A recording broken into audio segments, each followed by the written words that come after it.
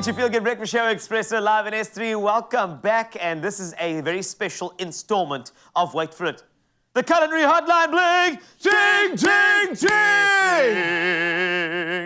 Ting, ting, ting, ting, ting. Sorry, I got carried away. Now, we are joined by one of our favorite, why do they always say one of our favorite? Isn't it the favorite chef? Chef Clem is here to help you in the kitchen and to answer any of your culinary conundrums. As always, if you have any questions for this lovely, good-looking, amazing chef, just send us a voice note on 063-408-8863. That is a direct line to the mind of this culinary genius, who is Chef Clem. Do you feel that with me? The energy, the vibrations. Yes. The questions. Yes. The needing for knowledge. That's it. When you say needing for knowledge, that's obviously a bakery. It's a bakery that you did. term. Yes. Yes. Because you need. Yes. However, we got a guest. Yes. On the video call. Okay. We have a talent from Johannesburg who just wants to beef up this person's life. Laresh Myberg, welcome. It is great to have you on the show. How are you feeling this morning?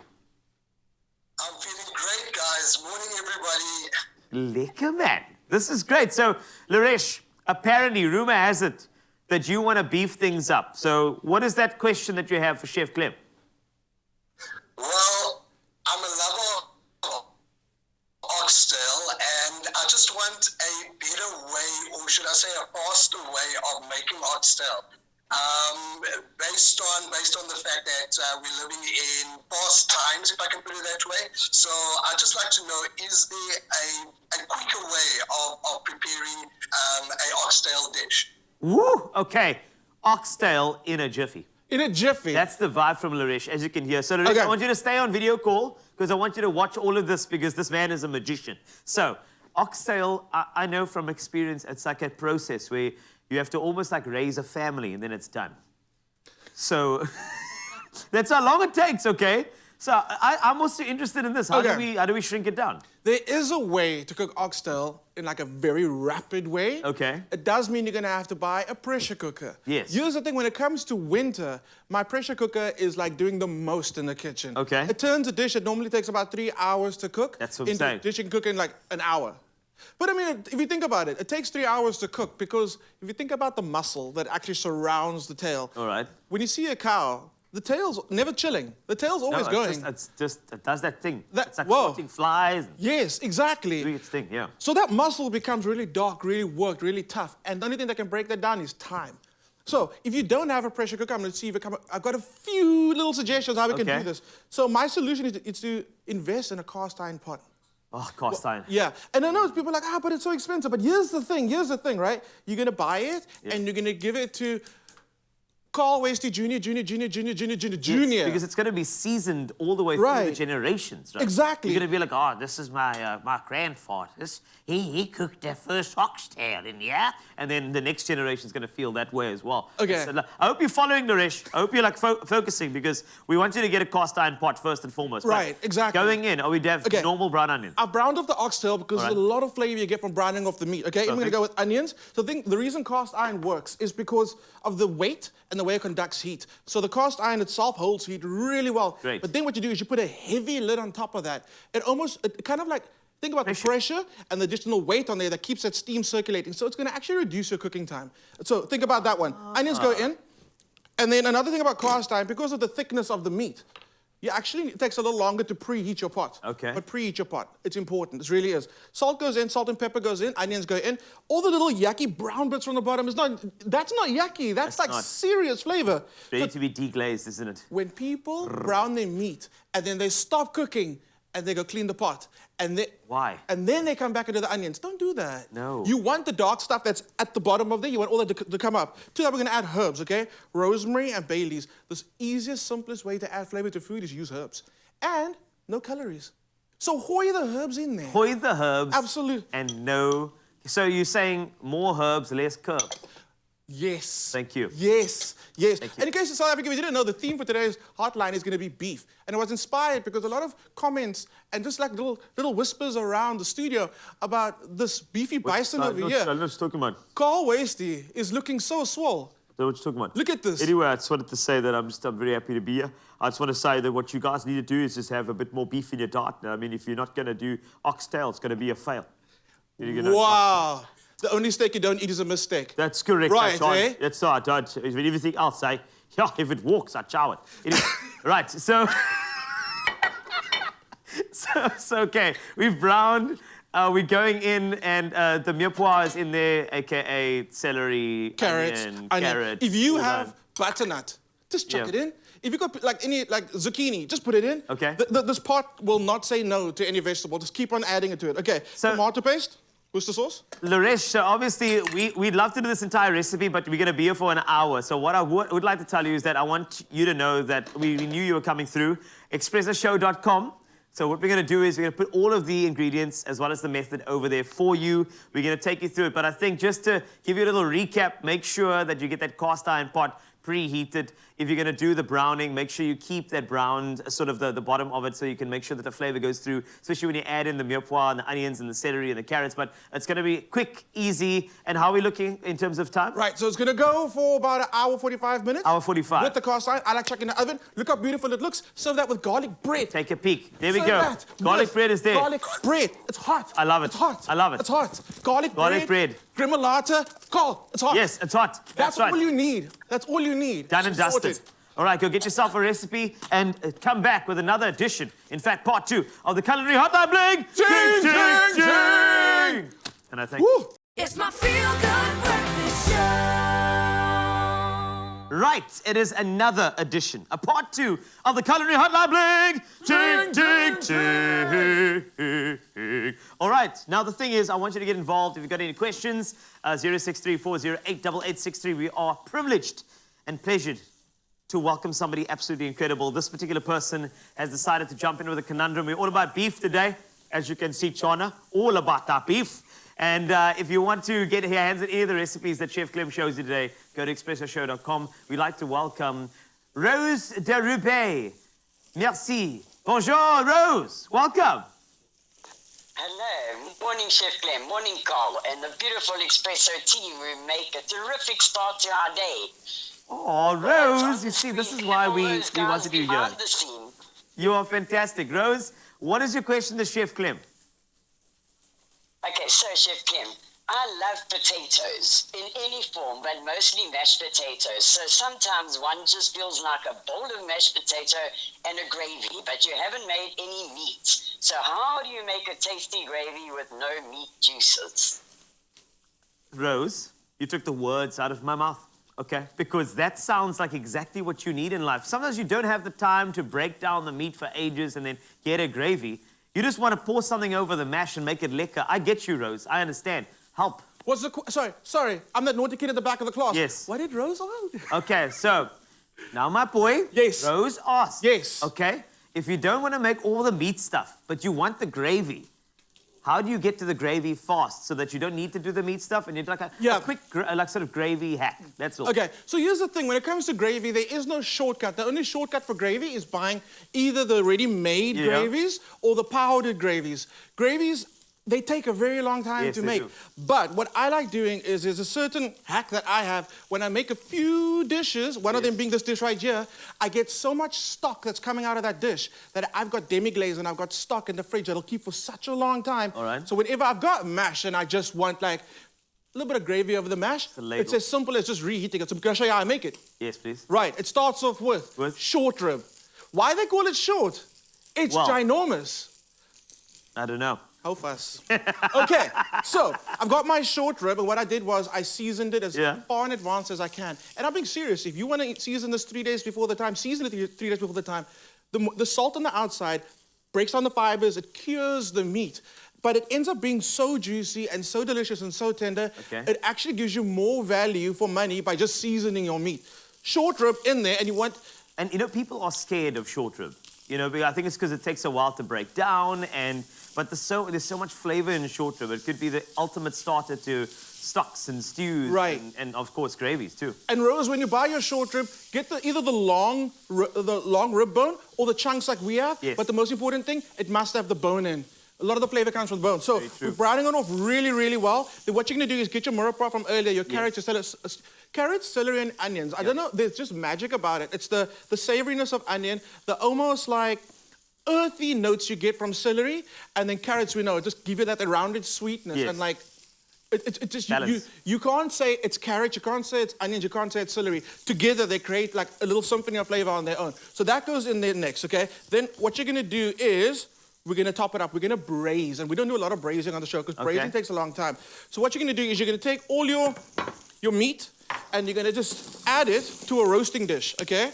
What I did was I also added some chunky onions and some bay leaves because we always, why am I putting everything in this dish? I'm not gonna just use this one. You could have used that one. I know, but it's fine. Now you've just more dishes for me to do. More later. dishes. Thanks, man. In we go with our short rib, All okay? right. And what we're gonna do now is we're gonna make a stock. Two things like we're gonna braise our meat and we're gonna make a stock. Peppercorns go in. And don't break it up. Keep them nice and chunky. Keep them whole. More bay leaves. All bay, all day. Like all bay, all day. Did you say? Bay, yes. Okay. Yes. Wow. Okay. I thought you were about to drop something like unbelievable. But that's fine. I'll leave that for next time. Leave it for next time. A little bit of garlic goes in. Beautiful. Okay. And then the chunky onions. Chunky onions again because they're gonna become part of this gravy we're gonna make. So cold water, and then we're gonna pop it into the oven. Okay. Again, this is gonna take 2 hours, okay? But what you're left off with is this. Ooh, do you see this, Rose? I just want to make sure you see that. You're gonna end up Gorgeous. with beautiful. You're gonna have soft, delicate meat, and you're gonna have this. And this is basically your stock. And this has got so much beefy flavor in here. Okay. And we've reduced it down. This is concentrated, beefy brilliance, okay? So what you're gonna do now is, actually, you know what, Cole? I need that. Why didn't you tell me? Well, okay, I know so you do now, but okay. You're gonna take the meat that's already been browned and you're gonna put it back. Don't look at me. Don't look at what I do. Don't look at what I do. Okay. What he says, not what he does. Okay. So we've got our meat, right? Yes. Don't look at what we got our meat going. Now we're gonna glaze the meat using that stock. I just want to show you how I can actually use it. So first things first, reheat the meat, get some of that fat going. Oh, Rose, that's for you. Okay, just for you. The fire in our belly. You want yes. that fat to come off the shorter, because shorter is very fatty. We don't heat it up, it's chewy. Hit it with a little bit of that sauce, and the longer you cook this, it's gonna become sweet, sticky, and glazed. So the big question is, just to wrap up with Rose very quickly, is that Rose, if you are gonna make a dish like this, short rib would be your option. More importantly, this particular glaze that you'll make, can you freeze that? So can Rose freeze it and then thaw it out when ready? You should. Okay, and this will last for years. Years. Really? Years in the freezer. Stock, ready to go. Mashed potatoes have never tasted better with a short rib stock. Rose.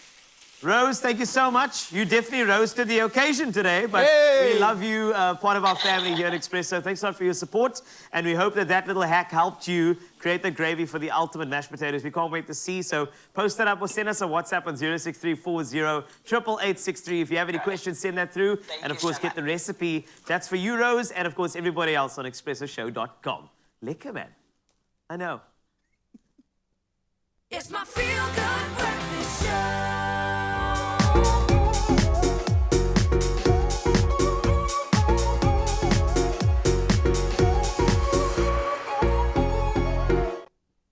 Welcome back to Feel Good Breakfast Show, and yes, you saw the intro. This morning we have some serious beef cooking up. Not between us, Chef Clem and I. No, there's never beef, there's only love. But if you have any questions, Chef Clem would love to answer those just for you. All you have to do is get involved via voice note, 06340888863 to get your hands on any of these recipes we're about to show you. Now, apparently, all right, we received a number of different questions, and this is around something so beautiful and so confusing. Now, when you have had your first interaction with chicken fried steak, you are thinking, oh, so that's chicken. Then you're thinking, but hold on, they just said steak. Is it a chicken steak? But steak means meat. So what's going on? Chef Clem explains and unpacks. Chicken fried steak. Help us. It's super simple, right? Yes. It is steak, but it's prepared in a way like you would prepare fried chicken. Ah, there we go. That's it. That's it. But what I love about this recipe is that you end up using minute steaks or tenderized steaks for it. All right. And I love that because I feel like they get a bad rap because people don't always look at them, I'm going to have a steak dinner tonight, let me grab this. Yes. But they are magic in other ways. I'm going to show you real quick because I love this recipe. It's already been tenderized, so you don't have to worry about like chewing, all this stuff. It's super tender, but we're gonna make it even more tender, and we're gonna get more bang for our buck with this. Literally bang. This is a very dangerous recipe because you know, like I've tried this before, and what you find is that if you mess up the steak, the bite takes the coating off. Right. So absolutely. I'm hoping that you can guide us over here and give us the best way to do it. So we get the tender steak. So when you have the bite, you bite through coating, you bite through the steak, and you can actually see the bite mark in it. At the same time, it's not separate because that yeah. cheese is the worst thing. So what we're gonna do is we're gonna literally beat the flavor into the meat. Okay, let's Okay, let's so I've got some steak and chop seasoning, and I love this one from Woolies because then I don't have to use salt because the salt's in there already. Done. So I'm not just adding seasoning, I'm not just adding saltiness to the food. Yeah. I'm adding layers of flavor. So get that down. Beat that in. So you're tenderizing with spice. You know, So you're it's getting weird into though. every groove you make, which is great. Every step you take, I'll be watching you. Yeah. He's Sounds on a song. fire. No, it He's sounded on like, no, it fire. just sounded like a song. Okay, cool. Made sense. Thank you, Sting. Yes. Love it. Season at the bottom, season on top, cover up. Carl, you can do this one. Can I do it? Okay. Just you don't have to say it out loud, but in your mind, you can think about these frustrations in life that are just like getting on your nerves. Can I go for You it? can. You Man, can. Go that's for it. Here we that's go. fine. All right, this is for you, by the way. Petrol price, petrol price, petrol price, petrol price, petrol price, petrol price, petrol price. ESCOM. Done. I love it. I love it. There we go. Pass back to me.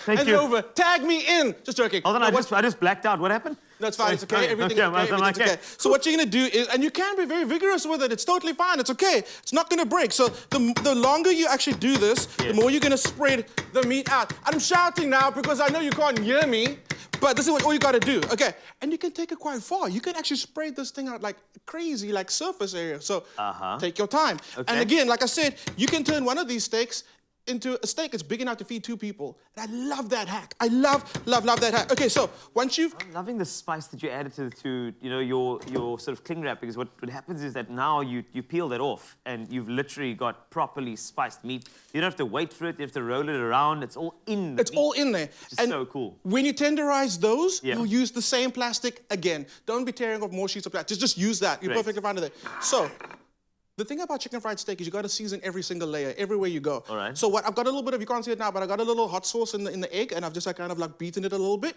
Then to the flour, I'm gonna hit it with some more of that steak and chop seasoning. So more flavor going in. More flavor. And I'm telling you, you can tell the difference. If you bite into a crumb that's on a chicken fried steak and it hasn't been seasoned, it's like biting can into like tell. an unseasoned biscuit.